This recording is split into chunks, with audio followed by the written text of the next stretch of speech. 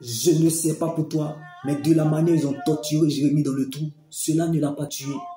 Donc la vie de Dieu qui est en toi est trop importante pour qu'une flèche te tue.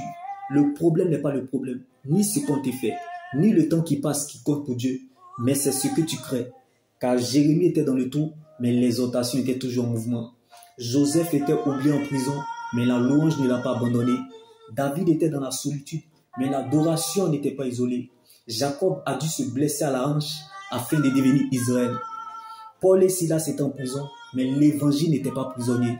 La louange de Paul et Silas ouvre les portes de la prison. Un mort ne loue pas Dieu. L'Éternel te veut vivant. Que tout ce qui respire loue l'Éternel, car Dieu siège dans la louange. Quand Dieu prend le risque de te révéler certaines choses et où il t'emmène, toi aussi prends ce même risque de croire qu'il est capable de le faire. De même que tes orteils sont dirigés vers l'avant et non vers l'arrière. Avance et marche avec fierté malgré l'incertitude, la confusion, la désolation. Car les jours à venir sont meilleurs. Les jours devant sont toujours meilleurs. Donc le meilleur reste à venir.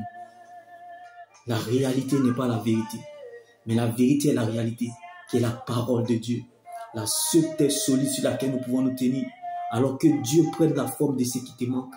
Sois consolé depuis ta position dans le nom de Jésus-Christ et que la joie du Seigneur soit ta force et ton partage. Loue le Seigneur comme jamais tu l'as fait auparavant. Adore-le comme si c'était ta dernière louange sur la terre. Rappelle-toi que le seul but de notre existence, c'est sa louange et son adoration. Seigneur, rappelle-nous toujours lorsque nous sommes tristes que ton amour vaut mieux que la vie et que ton plan vaut mieux que nos rêves.